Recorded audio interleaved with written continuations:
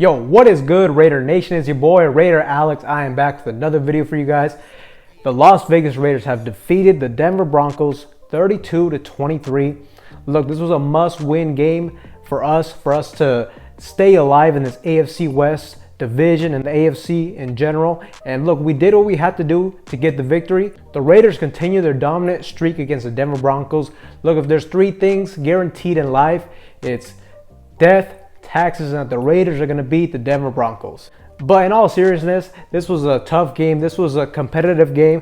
This was a game that honestly got me very nervous in the second half just because this offense at times, especially in the red zone, stalled out. But at the end of the day, we stuck to the run game, which is something I love to see, something that Josh McDaniels was not doing in the past couple games. But this game, it looks like he learned from his mistake. And overall, this rushing attack for us was dominant in this game. We rushed the ball for over 200 yards. Josh Jacobs alone, he had 28 carries for 144 yards and 2 touchdowns. I love to see that. Josh Jacobs had himself one hell of a game. If I had to give a game ball an MVP for this game, it's got to be to Josh Jacobs. Overall, this offense, in the first half, I liked for the most part what we were doing. We were running the ball effectively. We were able to get those quick passes out there. And just in general, I love the balance that we had in the play calling on offense. The balance on offense was beautiful. The run and pass ratio was 34 passes to 33 runs. That is as balanced as you can get in this league. Carr had himself a solid game throwing for 21 out of 34 for 188 yards, no touchdowns, no interceptions. So, overall it's a solid game, nothing to write home about, but it is the Denver Broncos. Their secondary is elite. It's going to be hard to throw for big yards against the secondary, but really the thing I liked the most from what I saw in Derek Carr in this game was his ability to use his legs. When he can run for first downs like he did multiple occasions in this game. He had a 20-yard run at some point, and also in the fourth quarter on that 3rd and 5, I believe, Derek Carr runs for the first down. That was a crucial point in this game. I love to see that. Also, there was a couple of times where we ran it with him in a quarterback sneak. Overall, if Derek Carr on a consistent basis can use his legs, today he gave us about 55 yards rushing, which that's more than enough to be quite honest with you. But if on a consistent basis, Derek Carr can give us 20 to 30 yards, let's say, on the ground, running for a first down, extending the play, etc. This will really help this offense tremendously. So I got to give shout out to Derek Carr. He did what he had to do to get the victory. Now, the only thing is I hope we can see this on a consistent basis because throughout his career, he has not been able to do this on a consistent basis. We've seen games like this where he uses his legs a bit more, and then the next 4 to 5 games, he looks like a statue in the pocket, doesn't use his legs at all. Overall, this offense did really good against a very good Denver Broncos defense. Putting up 32 points on the Denver Broncos is no easy task. I honestly didn't think we were going to get anywhere close to 30 points on this game. Overall, when it comes to our offense, today there was one thing that really was still an issue, and it is that red zone offense. There was times where we settled for field goals too much in this game. There were situations where if we could have punched it in the end zone, we could have essentially put the Denver Broncos away. Especially there's one point where Darren Waller caught the ball at the 1-yard line. Where from the 1-yard line, first and goal, and we weren't able to punch it in. Also, too, I was kind of annoyed by the selection of Josh McDaniels not being aggressive on 4th and short in the red zone. What really didn't make sense to me is, okay, he's willing to call a fake onside kick, which, is a very aggressive play. If it works out, you look like a genius. If it doesn't, you look like a dumbass. But he's willing to do stuff like that, but when we get in the red zone, when we're 4th and short, where it's a situation where if you can get a touchdown, you can really put the Denver Broncos away, he doesn't choose to go for it on 4th down. For the most part, he's very conservative in the red zone. I did not like to see that, but I will give credit where credit is due.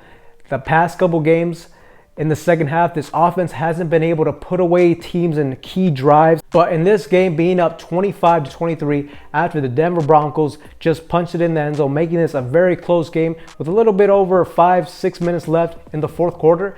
This is a huge point in this game, and the offense, Josh McDaniels was able to call a very good drive, basically a game-sealing drive, pounding the rock, dominating the Denver Broncos, and putting this game away for us.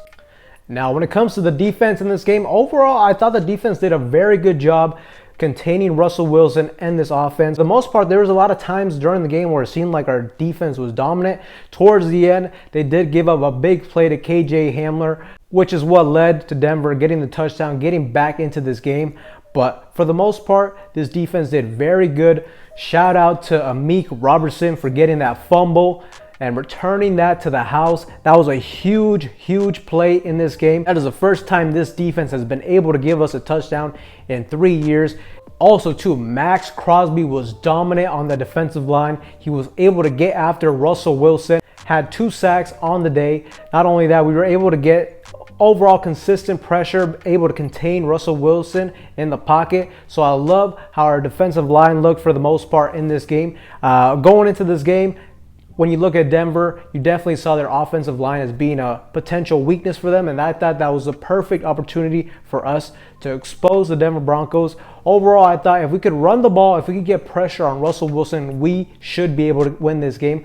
We did both of those things, and we got the victory, which is all that matters at the end of the day. Was it a perfect victory? No, but I don't think a perfect victory is going to exist in this AFC West. These are going to be consistently competitive games where you just have to figure out a way to come out with the victory. The Las Vegas Raiders did that. We are now 1-3 on the season, 1-1 in division. We're still last place in the AFC West, but it's still very early on in the season, and we do play the Kansas City Chiefs next week at Arrowhead. That's going to be a tough game, but if the Raiders can find a way to win that game, we are right back into the mix, which would be crazy to think because just last week we all thought the season was essentially over for us.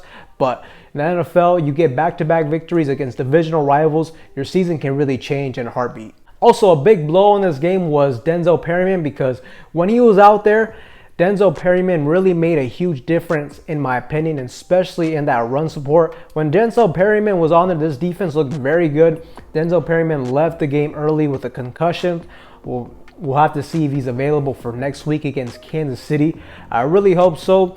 Denzel Perryman, I loved how he looked out there, but he just has to find a way to stay healthy and stay on the field. So that was a big blow for us, but overall I like what I saw from this defense. And also our special teams is something that still needs work. We gave up way too many yards punting the ball to Denver. That's something that we really need to clean up. But overall, special teams is still very sloppy. We need to fix that some way, somehow. Overall, Raider Nation, this was a huge victory for us. We found a way to get the victory. You know, I have to give credit to Josh McDaniels on that last drive. We found a way to not only kill time on the clock, but punch it in the end zone, essentially sealing this game. And I loved how we were running the ball heavy in this game. I think that could be a real strength for us going forward. This offensive line looks good for the most part when we're running the ball. Josh Jacobs really looked great out there. Zamir White also had a big run. You know, we have a lot of running backs to work with. If we can continue to be effective on the run game, I think this team and this offense can really excel. We just got to clean up the red zone issues. But Josh McDaniels, the Raiders organization, they can breathe for a little bit. We finally got the victory. We finally got that monkey off our backs.